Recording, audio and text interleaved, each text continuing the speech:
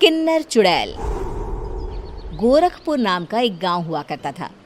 उस गांव में ज्यादा लोग नहीं रहते थे। उस गांव में एक गर्भवती विधवा औरत रहती थी। उस औरत का नाम कमला था। कमला अपने घर में अकेली रहती थी। उसके पति की सारी जायदाद उसके नाम हो गई थी, पर सभी गांव वाले उस औरत को मनहूस औरत समझा करते थे और सभी उससे नफरत किया करते थे। एक बार कमला राशन की दुकान पर खाने का सामान खरीदने जाती है। भैया जी, जरा 1 किलो दाल चावल देना। अरे हाय हाय हाय हाय हाय! अरे मनहूस औरत, मेरी दुकान में अपशुगन करवाने आ गई क्या? हैं? चल जा यहाँ से। मैं कुछ नहीं देने वाला हूँ तुझे। भाग भाग यहाँ से, चल जा, निकल। भैया जी, ऐसा मत कहिए। मैं गर्भवती हूँ, मुझे खाने की बहुत जरूरत है। मुझे खाना दे दीजिए। दुकानदार कमला को वहां से धक्के मारकर भगा देता है। तभी कमला रोते रोते उस गांव के किन्नरों के इलाके में आ जाती है।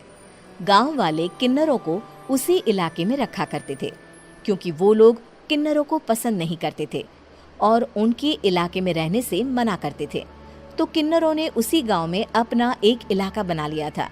जब किन्नर लोग देखते हैं कि एक गर्भवती महिला रोते रोते उनके इलाके में आ गई है, तो सारे किन्नर कमला के पास जाकर उसका हाल पूछने लगते हैं। क्या हुआ बहन, तुम्हारी गर्भवती अवस्था में इतनी बुरी हालत कैसे? तुम रो क्यों रही हो? तुम डरो मत, हम तुम्हें कोई नुकसान नहीं पहुंचाएंगे। तुम शांत होकर सब बताओ कि हुआ क्या है। मैं कमला हूँ। मैं गांव के दूसरे इलाके से आई हूँ। 2 महीने पहले ही मेरे पति की मौत हुई है। मुझे गांव के लोग मनहूस मानते हैं, क्योंकि मैं विधवा हूँ और गर्भवती भी।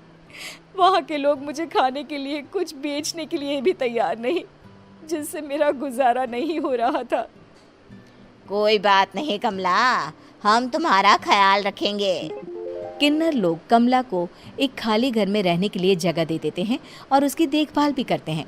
कुछ ही महीने बाद कमला अपने बच्चे को जन्म देती है, पर अफसोस, कमला बच्चे को जन्म देते ही अपनी जान गंवा देती है। जब सब किन्नर बच्चे को देखते हैं तो बहुत खुश हो जाते हैं, क्योंकि वो बच्चा भी किन्नर ही था। कमला ने एक किन्नर बच्चे को जन्म दिया था। अब इस बच्चे की देखभाल कौन करेगा? हम तो इस बच्चे को गांव के दूसरे इलाके में भी नहीं भेज सकते।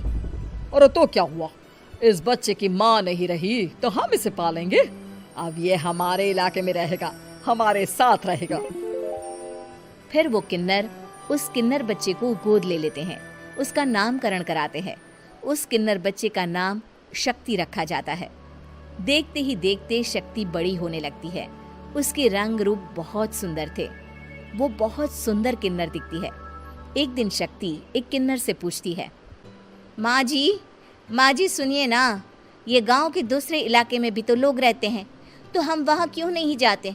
हम उनसे अलग क्यों रहते हैं? शक्ति, क्योंकि वो लोग हमारे जैसे नहीं, वो लोग हमें पसंद नहीं करते, इसीलिए हम उनसे अलग रहते हैं। क्यों? वो हमें क्यों पसंद नहीं करते? मुझे एक बार उस इलाके में जाना है। मैं एक बार वहाँ जाकर घूम कर आऊँ।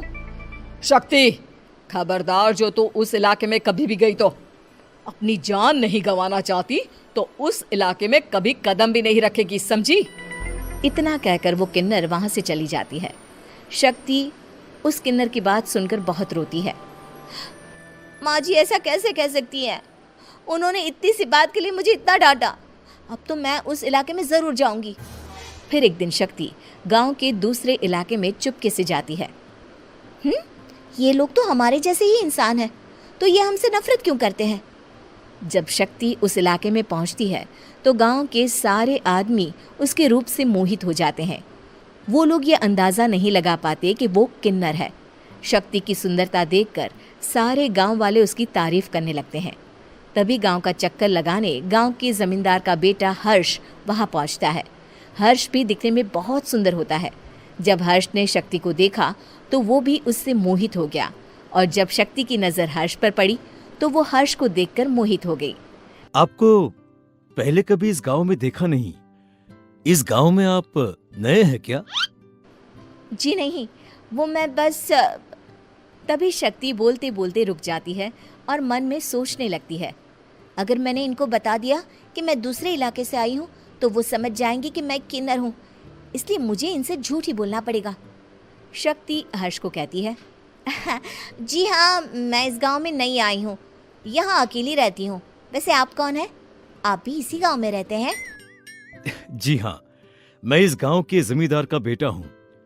आपको किसी भी चीज की जरूरत पड़े तो आप मुझे बता देना, मुझे अच्छा लगेगा। ऐसे ही शक्ति और हर्ष एक दूसरे से रोज मिलने लगते। वो दोनों अपने प्यार का इजहार करने एक दूसरे से मिलने जाते हैं। तभी शक्ति का पीछा करते करते एक किन्नर वहां आ जाती है। शक्ति, मैं तुमसे बहुत प्यार करता हूँ। मैं तुमसे शादी करना चाहता हूँ। क्या तुम मुझसे शादी करोगी? हाँ हर्ष, मैं तुमसे शादी करूँगी, पर मैं तुमको अपने बारे में एक सच्चाई बताना चाहती हूँ जो मैंने तुमसे छुपा कर रखी है। तभी उनके बीच में ही वो किन्नर आ जाती है। शक्ति, तेरी हिम्मत कैसे हुई ऐसा करने की? वो किन्नर शक्ति को खींचकर गांव के जमींदार के पास ले जाती है। हर्ष भी वहां शक्ति को बचाने के लिए पहुंच जाता है। जमींदार शक्ति और हर्ष के प्यार के बारे में सुनकर गुस्से में आ जाता है और शक्ति को गांव के बाहर निकालने की सजा देता है। शक्ति ये बात सहन नहीं कर पाती और कुएं में कूदकर अपनी जान दे देती है। जमींदार हर्ष की शादी गांव की एक लड़की से करवा देता है, पर हर्ष इस शादी से खुश नहीं होता। शक्ति अपना बदला लेने के लिए मरने के बाद किन्नर चुड़ैल बन जाती है। अब मैं इन गाँव वालों को नहीं छोड़ूंगी, अब इनसे मैं अपने प्यार का बदला लूंगी।